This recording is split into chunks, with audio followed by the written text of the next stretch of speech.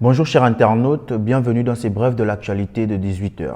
On ouvre cette édition par l'actualité internationale. Le joueur ghanéen Christian Atsu a été retrouvé blessé mais vivant. L'annonce a été faite par son entraîneur à Hatay Sport, Mustafa Ozat. Le joueur était sous les décombres du séisme qui a fait plus de 4890 victimes en Turquie et en Syrie au moment où nous parlons. Revenons au Sénégal. L'État du Sénégal indemnise les familles des victimes de l'accident de Sikilo près de Kaffrine. Le député maire Mamadou Ouribaïlo Diallo a remis une enveloppe de 2 millions aux familles endeuillées. C'est au total 16 millions que l'État a mis pour les 8 familles attristées de la localité. Pour rappel, le tragique accident survenu la nuit du 7 au 8 janvier à la suite d'une collision entre deux bus de transport en commun avait fait 42 morts et près de 90 blessés. Les blessés ont reçu déjà chacun la somme de 1 million de francs de l'État du Sénégal.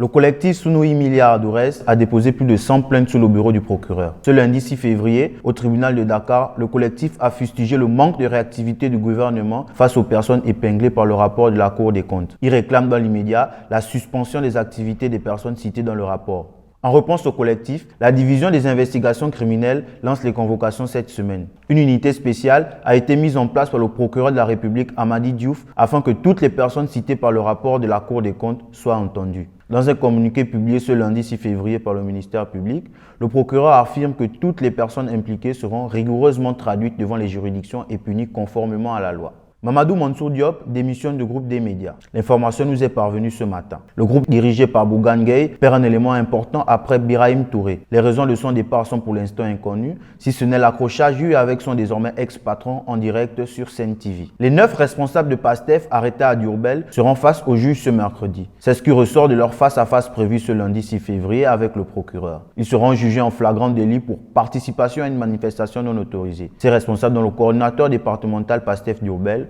ont été interpellés samedi 4 février aux alentours du lycée d'Anne pendant qu'ils distribuaient des flyers et sensibilisaient les primo-votants sur leurs droits et devoirs. C'est la fin de cette édition d'information. Nous nous retrouvons demain pour la suite et entre-temps, portez-vous bien. Que Dieu vous garde. À très bientôt.